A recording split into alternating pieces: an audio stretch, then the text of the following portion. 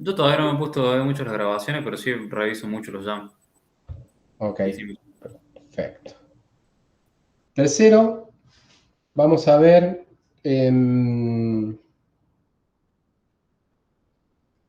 potenciales.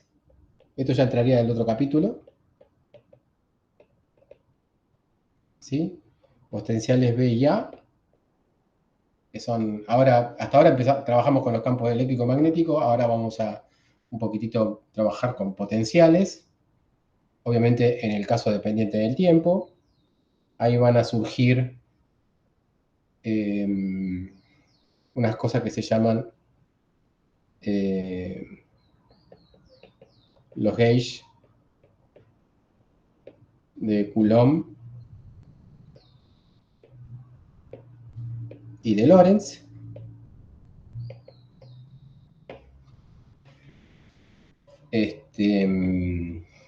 Eso veríamos.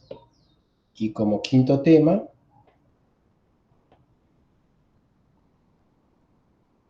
las ecuaciones de, y este nombre siempre me lo confundo, Sheff-Menko.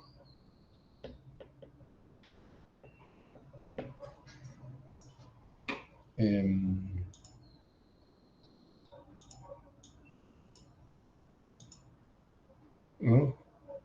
Ahora vamos a entender por qué son útiles o cuál es la utilidad de cada cosa que vamos a explicar con los potenciales. ¿Sí? Entonces, arranquemos con frecuencias de corte en línea de transmisión. ¿Sí? Son tips para que ustedes puedan leer bien el libro. ¿Eh? Ustedes tienen que leer todo el libro. ¿Se acuerdan que habíamos dicho que para las componentes Z, EZ y BZ, ¿sí? La idea de resolver un problema de guía de onda era, bueno, siempre obtener primero estas componentes. Estas componentes se obtenían resolviendo una ecuación diferencial más las condiciones de borde apropiadas. ¿Sí? La ecuación diferencial era básicamente la ecuación de ondas, podríamos pensarlo. Y la ecuación de ondas era, bueno, la que ya sabemos nosotros es esto de EZ menos 1 sobre C al cuadrado, la derivada con respecto al tiempo al cuadrado, ¿no? De Z igual a 0. Eso sería la ecuación de ondas para la componente Z del campo eléctrico. Eso venía de las ecuaciones de Maxwell. ¿Se acuerdan de las ecuaciones de Maxwell? Uno puede armarse de las ecuaciones de Maxwell la ecuación de ondas. La ecuación de ondas está dentro de la ecuación de Maxwell. ¿Está bien? Y la condición de borde para el campo eléctrico era la de extremos fijos en la curva, ¿no? Que sería el conductor. En el borde, el campo eléctrico tiene que ser tangencial, la componente Z siempre es tangencial al borde, ¿no? Porque la guía está en la dirección Z, entonces el campo eléctrico en Z es tangencial siempre. Eso habíamos visto la semana pasada, que era el punto de partida a resolver para el campo eléctrico y lo mismo para el campo magnético. Acá yo podría poner lo mismo para el campo magnético, nada más que la condición de borde para el campo magnético nos había costado, pero habíamos sacado que era una condición de borde fácil de recordar, que era la de extremo libre, ¿no?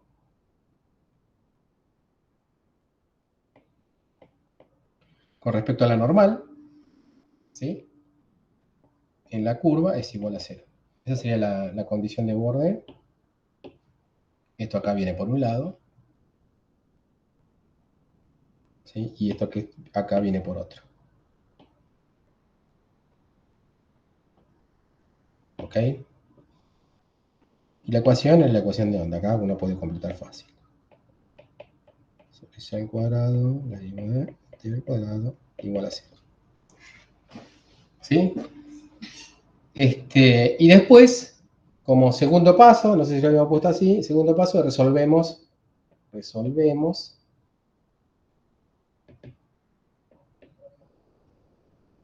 habíamos dicho algebraicamente,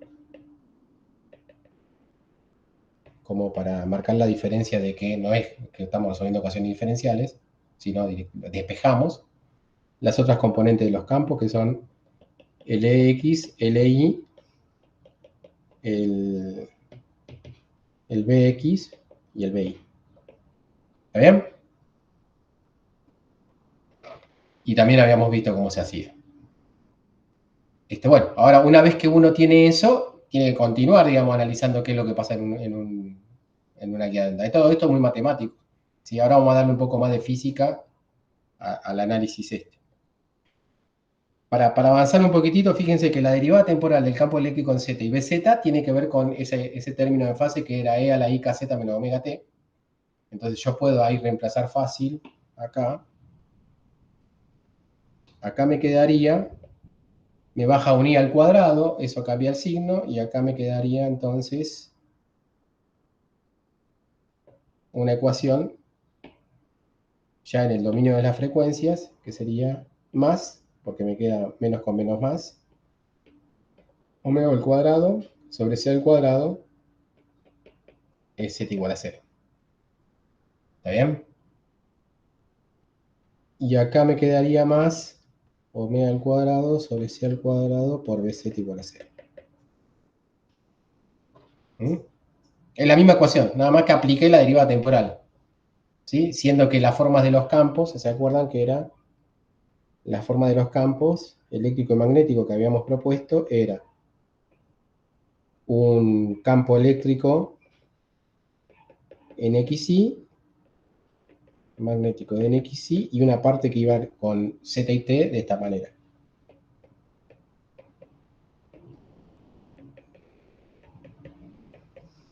¿Está bien? ¿Se acuerdan de eso?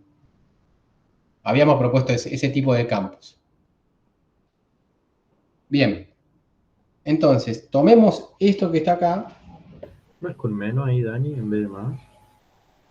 ¿O no? Acá, esto, Sí. ahí va un más, porque cuando vos derivás con respecto al tiempo, dos veces te sale menos i al cuadrado, ¿no? O sea, te baja dos veces el menos i omega. ¿Sí? Si te baja dos veces te queda menos menos i al cuadrado es menos 1, menos con menos más. ¿Sí? ¿Se entiende? ¿Mm? Bien. Entonces, ahora analicemos un poquitito esto más en función de entender lo que es la frecuencia de corte. El análisis que voy a hacer es general. En el Griffith el análisis que se hace más es particular a guías de ondas rectangulares o cuadradas. ¿Está bien? Pero acá lo vamos a hacer un poquitito más general. No vamos a llegar a ningún resultado cuantitativo, pero sí cualitativo. Entonces, vamos a pensar solamente que un modo transverso magnético, o sea, donde el campo eléctrico sea diferente de cero, ahí ya les cambio el...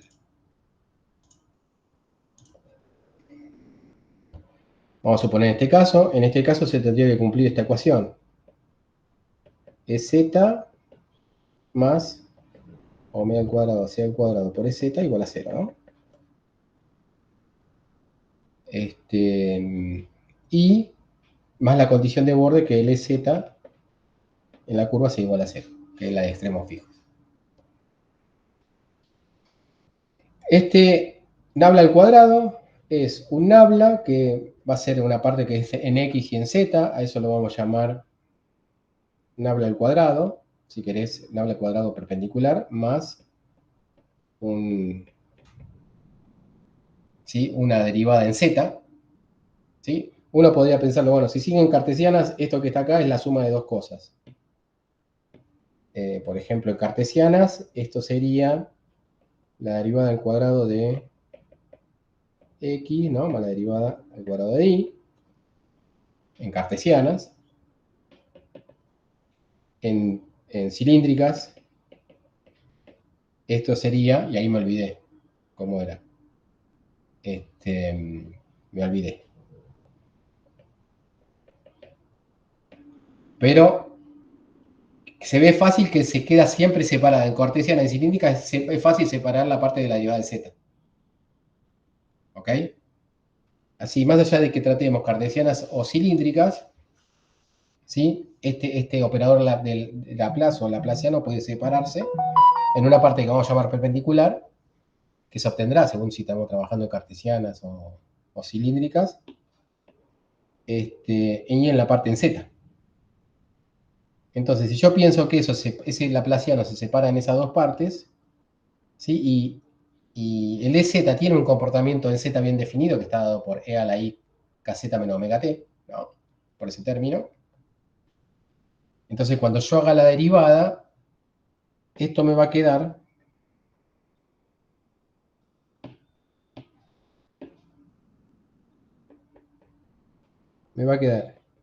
el laplaciano transversal al cuadrado. Cuando yo haga la derivada en Z dos veces, me va a bajar el IK dos veces. Entonces me va a quedar, y al cuadrado es menos, me queda menos al cuadrado más omega al cuadrado sobre c al cuadrado. Todo eso es z es igual a 0. ¿Está bien?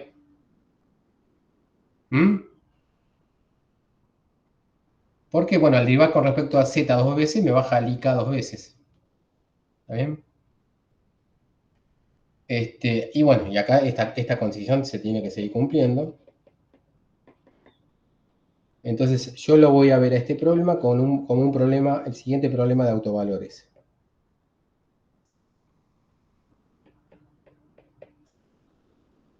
Menos omega al cuadrado sobre c al cuadrado. Lo voy a poner así, para así, ahora le explico por qué lo pongo en este orden.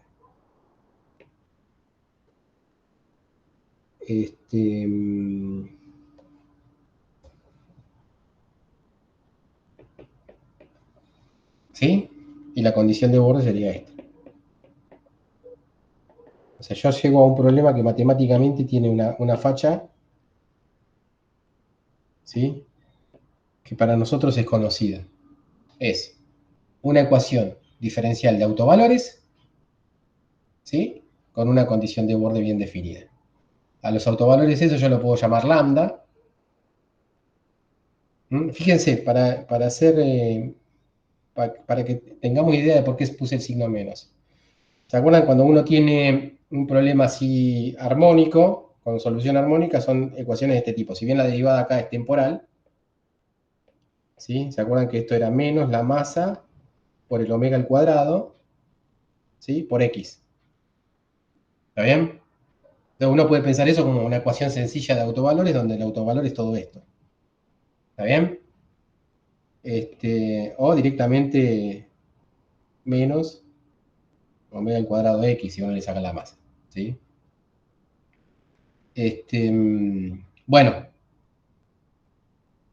esto es una forma así física de ver que si este tipo de ecuaciones tiene autovalores positivos, el comportamiento va a ser muy diferente de si los autovalores son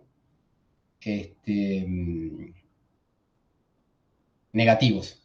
¿Está bien? Porque las soluciones en un caso son armónicas, oscilantes, equilibrio estable, ¿no? Y en la otra son exponenciales, inestables. ¿Sí? O tenés soluciones que se van al disparate o que se atenúan en el tiempo. ¿Ok? Entonces yo ahí estoy acomodando las cosas como para que por defecto las soluciones que trate son soluciones armónicas que a nivel de ecuación de ondas tienen que ver con soluciones que se propagan en el espacio. ¿Sí? Esto es como comentario nada más, si no me entendieron nada, no importa. Entonces yo a esto lo pienso como un autovalor, ¿sí? Y estos autovalores, yo puedo pensar, a esto yo lo puedo pensar como igual a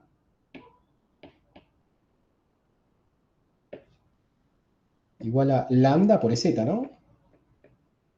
Ahora, ¿qué le sucede a esos menos lambda, perdón? Menos lambda,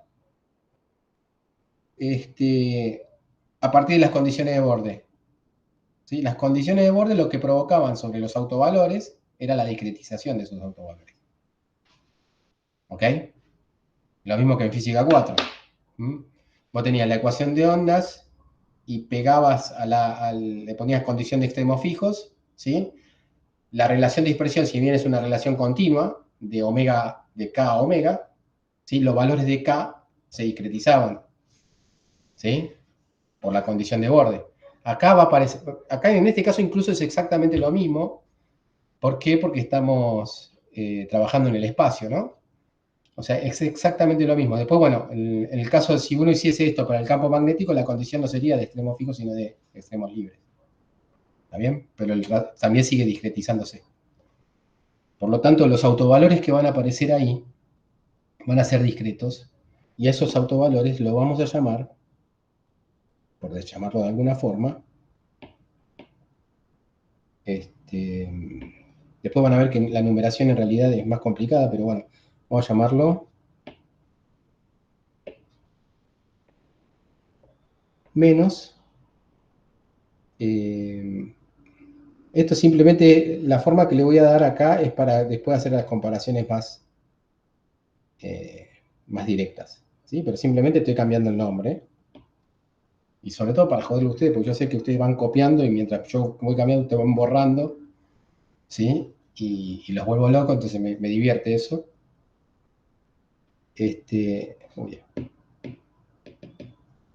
Entonces, acá lo voy a llamar así. Omega n al cuadrado sobre c al cuadrado. ¿Sí? Al lambda va a ser ese ahora. Y el n tiene que ver con la discretización de ese lambda. ¿Está bien? Por ese. ¿Sí?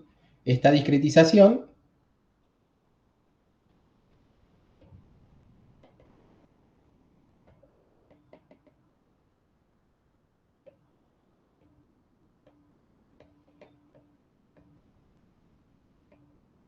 ¿sí? Esta discretización hace que el omega, fíjense acá tenemos ahora tenemos esta cuestión, que el omega sobre c al cuadrado menos k al cuadrado, omega al cuadrado, va a terminar siendo para que la solución esta que estemos trabajando sea solución, además tiene que cumplir esa condición de borde. Cumplir la condición de borde quiere decir que cumple esta ecuación, con un n que va a ser un n entero. ¿Está bien?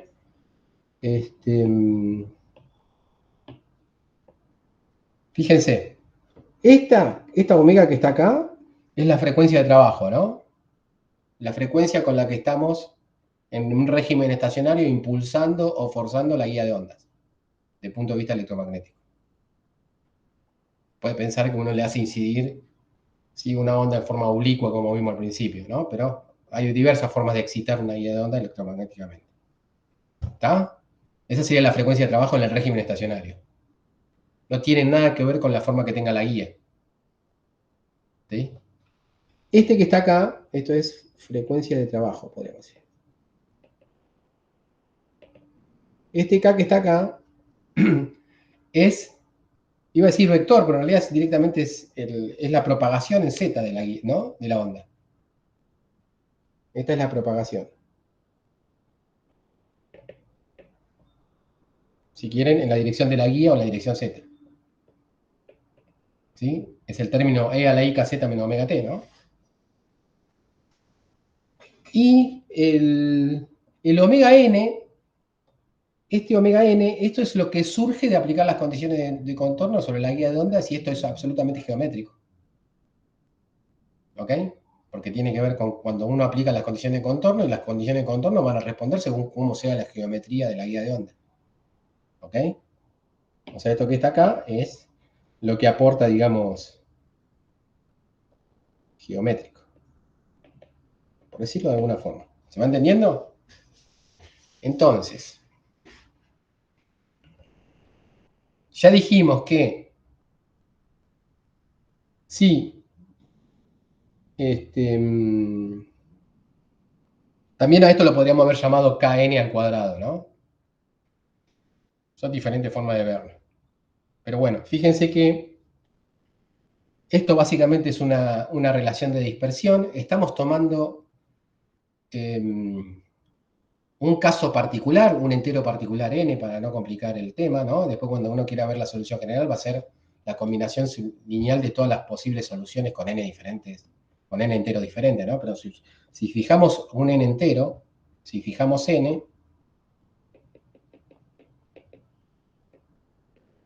lo que vamos a tener es la siguiente relación de dispersión. Omega al cuadrado sobre c al cuadrado va a ser igual a omega n al cuadrado sobre c al cuadrado más k al cuadrado. ¿Está bien?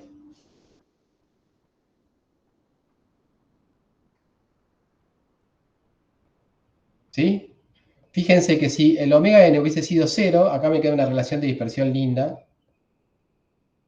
Omega es igual a c por k, ¿no? Pero eso no sucede porque el omega n no es 0. O sea, vamos a tachar esto. O sea, lo que vamos a tener más es una relación de dispersión parecida a lo que veíamos en física 4 de péndulos acoplados, ¿no? En donde había una frecuencia de corte. O sea, para omega igual a 0, sí, perdón, para k igual a 0, la frecuencia no era 0. ¿Sí? ¿Se acuerdan? Había relaciones de dispersiones.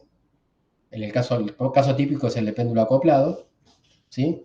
Donde teníamos un rango reactivo bajo y después un rango dispersivo, y eventualmente después, bueno, depende de qué sistema, podremos tener otro rango reactivo. La propagación solamente ocurre en el rango dispersivo. ¿Está bien? Este problema me está dando dos rangos, uno reactivo, ahora lo voy a explicar un poquitito mejor, pero si se acuerdan de física 4 va a ser mejor. Este problema ya me está aportando un rango reactivo. Quiere decir que si yo fuerzo al sistema por debajo de esa frecuencia natural del sistema, que es el omega n, ¿sí? El sistema no puede oscilar. O sea, lo que va a aparecer es, no va a poder transmitirse una onda, no va a haber una onda de propagación, va a haber una onda que se atenúa, ¿sí? Una onda evanescente. ¿Ok? Entonces, vamos a aclararlo un poquitito más. Pero bueno, ya acá, si uno se acuerda más o menos bien de física 4, ¿sí? Es una relación de dispersión con una frecuencia que se llama frecuencia de corte. ¿Mm?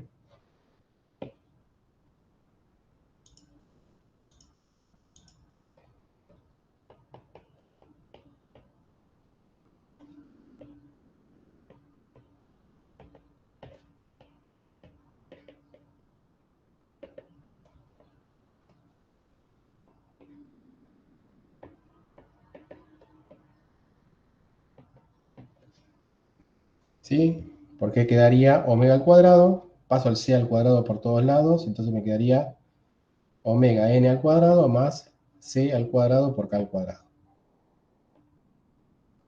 ¿Está bien? Y el resultado, el análisis, digamos, ondulatorio de estos casos es que si el omega, que es la frecuencia de trabajo, es mayor al omega natural del sistema, que es ese omega n, entonces uno tiene propagación, ¿sí? Ahí sería exitoso en propagar esa onda dentro de la guía de onda, y si el omega es menor a omega n, ¿sí? No tiene propagación. Vamos a ponerlo así, no hay propagación.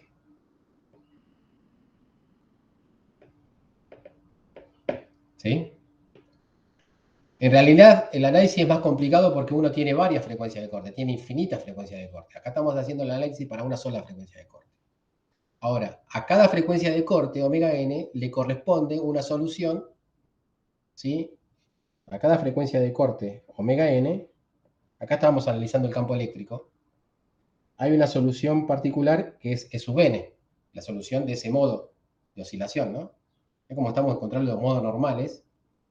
Fíjense que este en solamente depende de x y de y, ¿no? Ya no olvidamos la parte del campo eléctrico en z, ¿sí? Digo en z, en la propagación en z. Si bien estamos analizando, acá tengo exceso de notación, ¿no? Si estoy analizando el campo eléctrico en z, la componente Z del campo eléctrico, la solución que corresponde a resolver esa ecuación diferencial con ese autovalor particular que cumple la condición de borde, es una solución correspondiente a ese modo.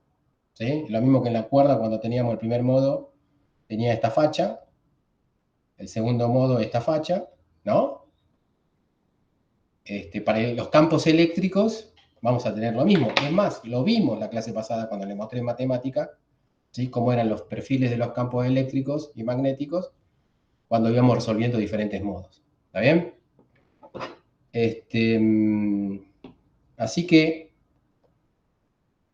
lo que podríamos decir como conclusión es que como para cada modo tenés un perfil determinado de campo eléctrico, ¿sí? Que vamos a llamarle con el n arriba para... ¿sí? Lo que vas a hacer es que si vos tenés una frecuencia de trabajo mayor a la frecuencia de ese modo, vas a poder mandar una onda que tenga ese perfil. Vas a poder hacer propagar una onda que tenga ese perfil. ¿Sí? A ver si lo tengo acá.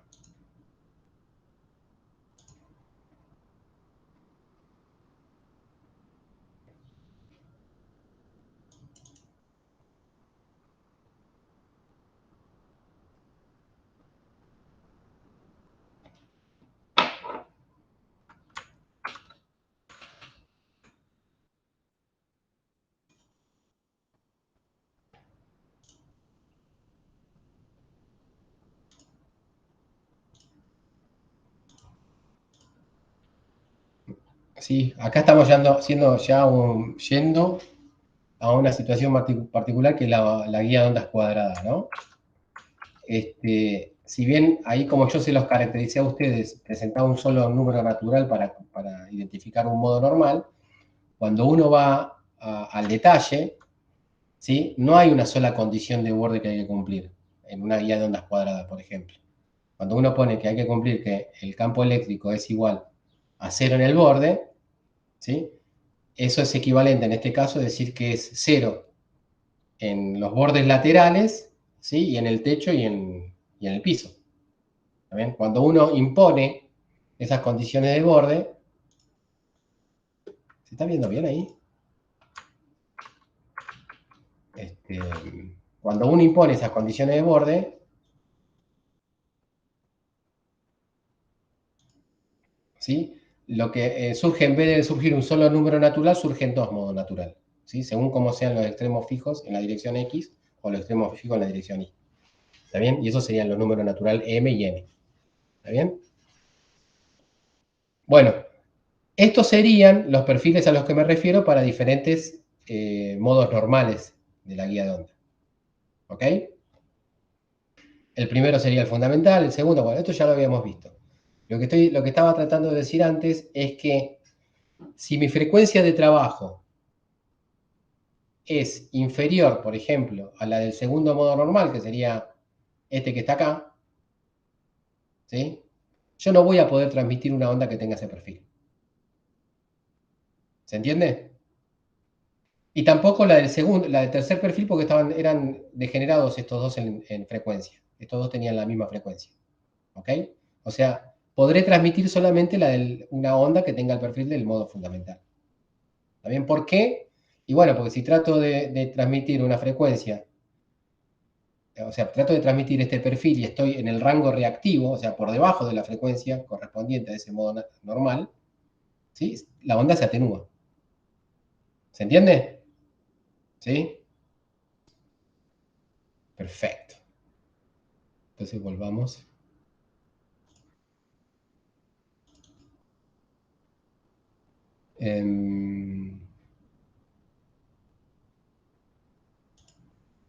Bien.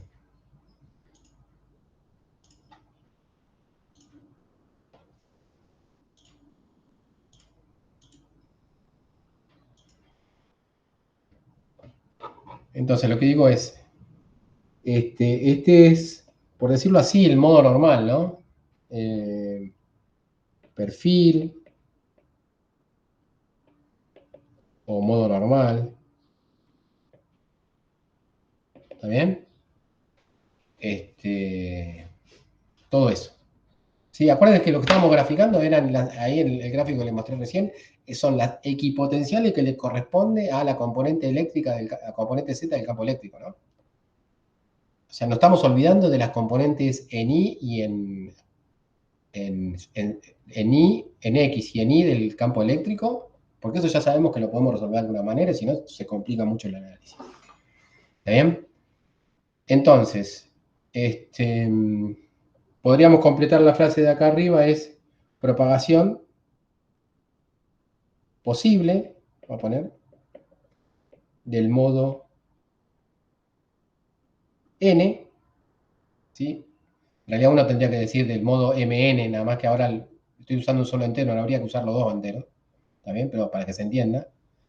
¿Y por qué pongo posible? Porque uno puede estar por encima de esa frecuencia de trabajo y ese modo no esté transmitiéndose. ¿Por qué? Porque la configuración inicial de los campos hace que no esté presente, ¿sí? Es lo mismo que teníamos en una cuerda, ¿no?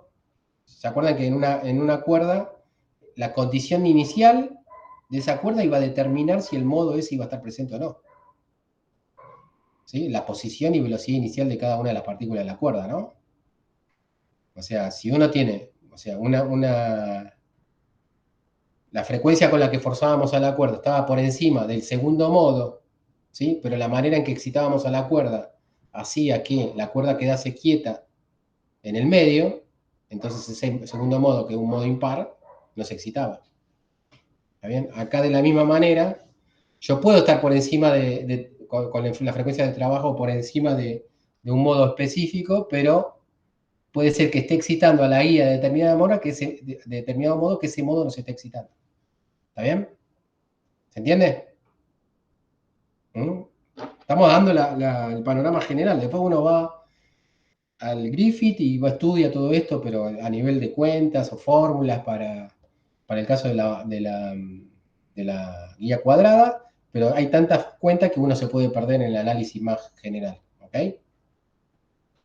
Que es el que más importa en general. Bueno, listo. Esto era con respecto a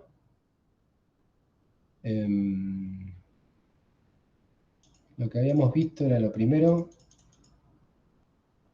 Un poquitito que son las frecuencias de corte, y después teníamos conservación de carga y superficie en la guía, de la carga en la superficie de la guía. Esto está piola en el siguiente sentido, porque, a ver,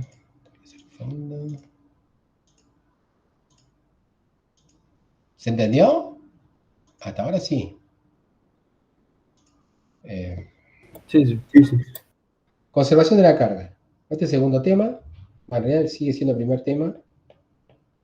Cuando digo conservación de la carga,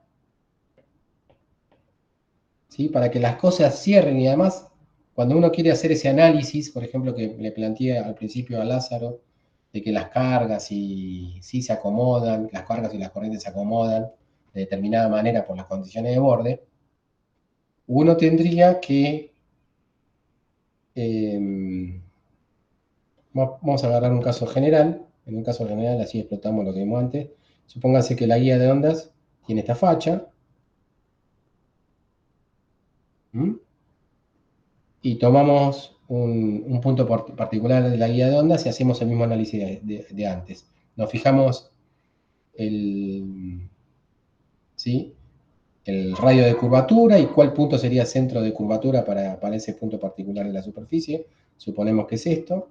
Entonces, si uno pasa ahí, en vez de a coordenadas cartesianas, coordenadas cilíndricas para ese punto particular, uno tendría un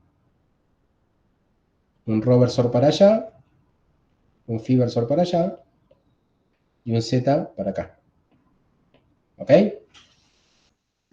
Entonces uno se podría hacer la pregunta.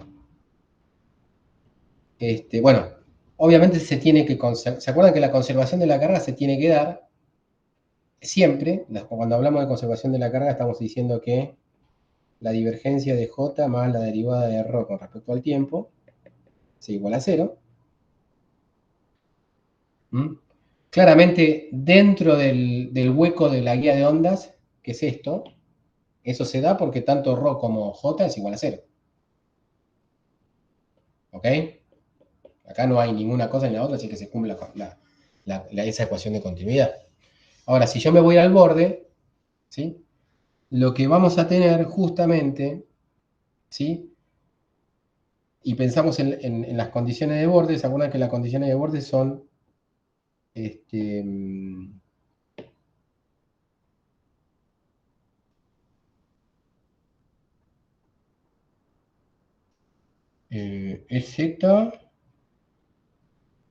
en este caso sería, no, las condiciones de borde son, ya que tal la repasamos porque divergencia de E es igual a 0 implica que el salto normal de E tiene que ser igual a sigma sobre epsilon 0, ¿no? ¿Ok? ¿Estamos? Yo sé que dentro del conductor no va a haber campo eléctrico en la dirección ρ.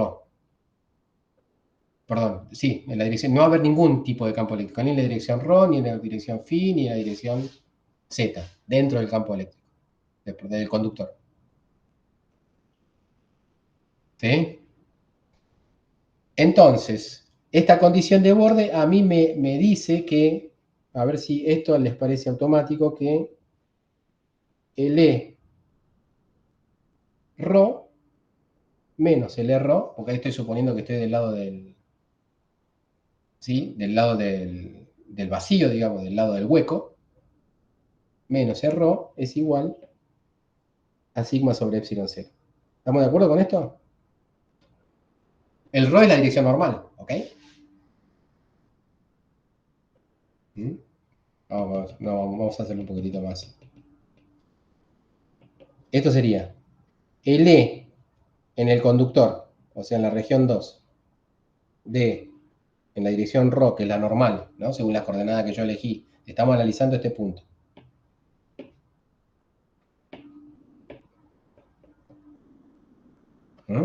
Justo ahí estamos ahora, parados. Me voy un poquitito para el lado del conductor, eso es lo que anoté ahí, en esa dirección ρ, normal. ¿Sí? Y acá pongo menos el E en 1, la región del hueco, abajo, en la componente ρ, eso tendría que ser igual a sigma sobre epsilon 0. ¿Está bien? Ahora, esto es igual a 0. Porque habíamos dicho que era un conductor perfecto. Cuando tengo un conductor perfecto, profundidad pelicular 0, no entra el campo. ¿Sí? Entonces lo que me queda es que menos E ρ, ahora no lo numero, ahora yo sé que estoy acá. Estoy por acá. O sea que la región 2 es donde tengo el conductor. La región 2 es la que tiene conductores. 2 y 1. ¿Está bien? Sí. Entonces me queda esto. ¿Estamos? Después, eso sería una de las condiciones de borde. ¿Sí? Estamos asumiendo que la otra condición de borde se cumple, que es la del Z, ya la analizamos, en la dirección Z. ¿Ok? Pero no pusiste al revés ahí. El 2 no es para el conductor. Claro, acá esto sería el 1, ¿no? Sí, pero digo en el dibujito, ¿o no? No, el conductor está afuera. Es una guía de ondas. Está bien, vos me decís, che, pero si es una guía de ondas, el conductor tiene que estar ahí, acá nomás, esto tiene que ser. Así está diciendo. Claro. Está, sí, bueno, suponete que, sí, en realidad, sí. Es muy grueso. Es muy grueso, pero bueno, no importa, o sea, vos te olvidás afuera, o sea, que sea finito o grueso puede ser infinito y el mismo problema, ¿no? El conductor afuera. ¿Está bien? Está bien, está bien. Entonces te queda eso. Después tenemos la condición de borde para EZ, que ya la hicimos cumplida sí, antes. Tenemos la condición de borde, ¿cuál teníamos? La otra es esta. las que nos quedaría, que no usamos todavía hasta ahora, me parece, es... Ahora vamos a ver cómo engancho esto con la ecuación de continuidad. Por ahora, pensemos que estamos haciendo un análisis de las condiciones de borde que faltan. ¿Ok? Entonces, la otra sería esta, digamos, rotor de H igual a J más la derivada de D con respecto al tiempo. Esto implicaba, fíjense que siempre que pongo una condición de borde, anticipo con la ecuación diferencial asociada, ¿sí? Como para que siempre tengan presente de que la condición de borde es básicamente una ecuación diferencial, ¿sí? Hacer cumplir una ecuación diferencial en el borde, ¿ok? Esto es igual a, ¿se acuerdan que era delta H era igual a K? Con las direcciones apropiadas, ¿está bien? En este caso, ¿sí? En este caso, si yo pienso que mi K va a estar en phi versor,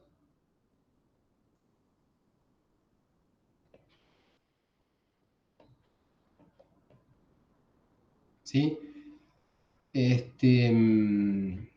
Y pienso que dentro del conductor no tengo campo magnético, solamente tengo campo magnético del lado ¿qué estoy pensando? Del lado del vacío, del lado del hueco.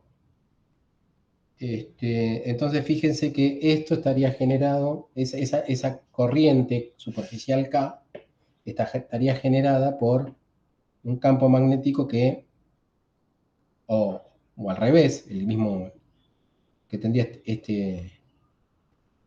al revés. O sea, la corriente generaría un campo magnético en esa dirección. ¿Está bien? Y esa dirección sería la Z. ¿Mm? Y HZ sería el BZ sobre mu cero. ¿Mm?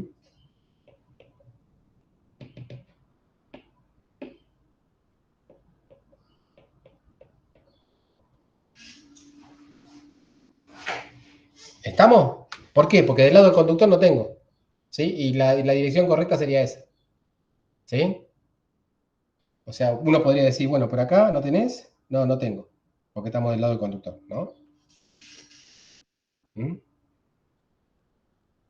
Esos campos que estarían, digamos, cuyo salto estaría explicado por una corriente superficial, de un lado no tengo campo, así que el único campo que queda es del lado del hueco. Perfecto.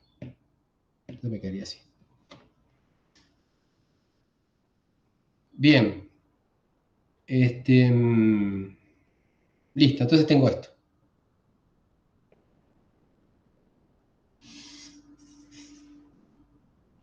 PZ sobre mu 0, rho. Ok. Bueno, fíjense, de alguna manera, yo lo que tendría que ver es cómo, o sea, estas K, a ver qué colorcito puedo usar mira. Esta K está dentro del J, digamos, que yo estoy analizando en la ecuación de continuidad. ¿Ok? Está bien, una es superficial y la otra es en volumen. ¿Está bien? Pero bueno, después si uno pudiese manejar distribuciones, lo podría caracterizar de alguna manera. Más, ¿sí? Se podría ver cómo. Y este sigma, ¿sí? También manejando distribuciones, podríamos caracterizar un rho que aparece acá. ¿Está bien? ¿Se entiende? Ahí estarían las fuentes. Una fuente de carga y otra fuente de corriente. Esas fuentes de carga y de corriente tendrían que cumplir la ecuación de continuidad. ¿Estamos?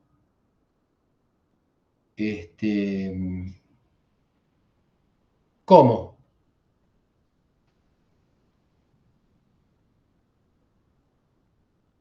Uno podría hacer, estoy pensando, ¿no? Uno podría hacer es caracterizar eso de manera de distribución, ¿ok? pensar un ρ en ese elemento de volumen, manera de distribución, y aplicar esa ecuación y ver que se cumple.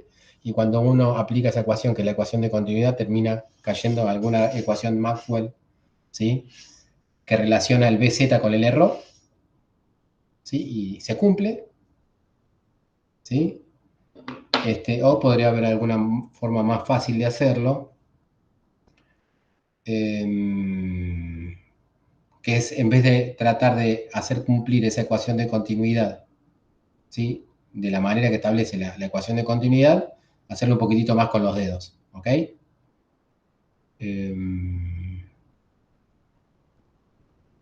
Así déjenme, para no meterme en un brete, en una cuenta que no se haga larga, lo podemos dejar como ejercicio para ustedes. Yo después les voy a dar un tip, ¿sí?, para terminar de resolver eso. O sea, les digo más o menos, les presento esto, o sea, tendríamos esta situación, les digo una ayudita más, que ahora no me la acuerdo, por eso no la estoy haciendo ahora. ¿Cuál es la ayudita para hacer ese camino más o menos fácil, digamos? Para mostrar que se cumple la ecuación de continuidad. Pero fíjense que hacer cumplir la ecuación de continuidad hace que el campo BZ y el campo R tengan una relación específica. ¿Se entiende? Porque el BZ es la corriente y el R es la carga. ¿Sí? ¿Ok? Entonces yo lo que podría hacer es, les doy un tip, después, para que sigan la cuenta y muestren que se conserva la carga. Después, como problema teórico,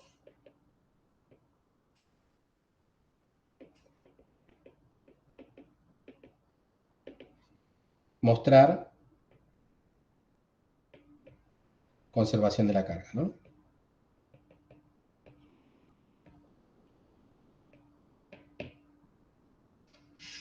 ¿Ok?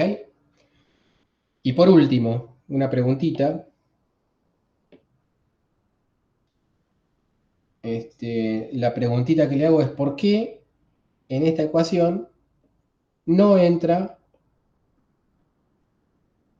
¿sí?, el campo de desplazamiento? ¿Sí? ¿Por qué si esta condición de borde proviene de esa ecuación diferencial, el vector de desplazamiento no participa en esa condición de borde? ¿Se acuerdan?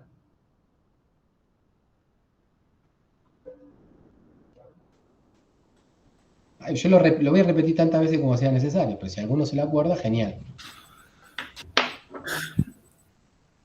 Eso tiene que ver con la corriente volumétrica, Sí, tiene que, que ver con... que no habría, o sí. Sí, más o menos. Pero bueno, pues sí tiene que ver con algo que sucede en volumen y algo que sucede en superficie. ¿Está bien?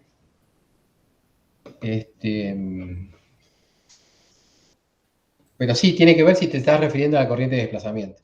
¿Ok? Claro, claro, la Em, corriente relacionada justamente al claro. término que aporta el D.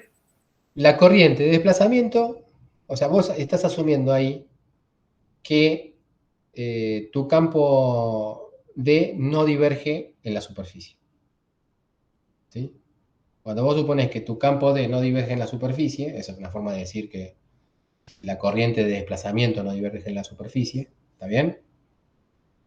¿Sí? Eso no va a aportar nada a la corriente superficial. ¿Ok? ¿Se acuerdan que habíamos dicho que uno siempre, lo mismo pasaba en Faraday? En Faraday, ¿sí?, uno suponía que el campo magnético no se explotaba en la superficie. Entonces, las condiciones de borde que quedan en problemas con dependencia temporal son las mismas que quedaban en electrostática y magnetostática. ¿Está bien? ¿Por qué se lo digo? Porque esto es pregunta de final. ¿Ok? ¿Se acuerdan que, bueno, por qué? Cuando uno va en la condición de borde, uno agarra un circuito o una superficie y la achata ese circuito, achata esa superficie en un límite, haciendo tender algo a cero, ¿sí? Y para que esas cosas contribuyan, en ese límite, la única forma de contribuir es que el flujo sea infinito, a medida que vas haciendo ese límite, ¿no? y no sucede ese flujo, para que ese flujo de campo eléctrico o de campo magnético sea infinito, necesitas un campo eléctrico o un campo magnético sea infinito, porque la superficie está yendo a cero. ¿Ok? Bien.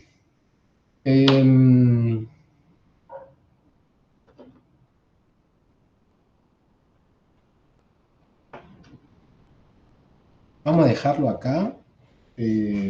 Ahora le doy el tip. Estoy pensando cuál era el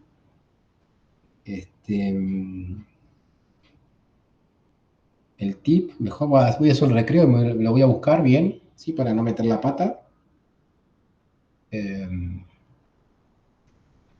Pero no sé, fíjense que esto es parecido, muy parecido a lo que hacíamos cuando hacíamos cuasiestacionario sobre el capacitor ese cilíndrico en las tapas, ¿no? ¿Se acuerdan cómo las corrientes, ¿sí? Eran corrientes radiales y esas corrientes radiales se explicaban con los campos eléctricos y magnéticos, ¿sí? Justo por debajo de la tapa. ¿Está bien? El análisis que uno podría ser de ese tipo, así más con las manos, también podría usar distribuciones, pero ahora me parece que no recuerdo cuál era el análisis más fácil, vamos a poner el más fácil de todos, ¿está bien? Y con eso le completamos el tip, y esto lo hacen para la semana que viene, y si no pueden hacerlo, intenten nada más. Pero se entiende, ¿no? ¿Cuál es el problema, no? O sea, mostrar la conservación de la carga es mostrar que la relación entre BZ y RO es la apropiada. ¿Sí? Sí. Y está bueno, digamos, porque si uno quisiera hacer alguna simulación de estas cosas, ¿sí? O sea, si bien esto tiene un aspecto teórico, desde el punto de vista práctico es potente, porque si vos ya sabes que automáticamente si tenés el RO tiene que ver con las soluciones algebraicas de los campos EX y Y, ¿no? Ya tenés directamente cuál es el sigma en la superficie. ¿Mm? Y si vos tenés el BZ, ya sabés directamente cuál es tu K en la superficie. ¿Tá? Uno podría decir, che, ¿y qué pasa con el K en Z? Que es otra corriente superficial. ¿Sí? Y ese sería un lindo problema para atacar también. Porque acá estoy analizando una corriente superficial solamente en phi. ¿Ok? Si yo analizo una corriente en Z, ¿qué pasa? Esa no aporta, ¿sí? Así que habría que verlos. Y acá es donde me parece que metí la pata. Porque como hipótesis, si uno toma que esto no, obviamente, si fíjate que acá en esta ecuación estamos asumiendo que hay un BZ, pero ese BZ solamente sirve si estás trabajando en un transverso eléctrico. ¿Está bien? Sí, pero si de entrada estaba trabajando en un transverso magnético, esto no puede ser no puede ser cierto, porque el BZ ya de entrada es cero. ¿Ok? Entonces habría que ver qué pasa con la otra componente tangencial de la corriente superficial. La otra componente tangencial de la corriente superficial está en Z. ¿Sí? Así que cuidado porque no es inmediato, o sea, uno tendría que encontrar primero la densidad general, eso estoy seguro que la densidad de carga es esto, porque no hay otra posibilidad, pero la corriente superficial puede estar en dos direcciones, en phi y en z. Yo hice el análisis solamente de la corriente que estaba en phi. Cuando les dé el tip, ¿sí? Quizás dentro de ese tip también tengan que tener presente la corriente que está en z. ¿Ok?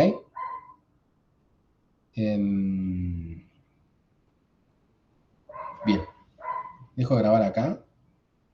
Tomamos 10 minutos.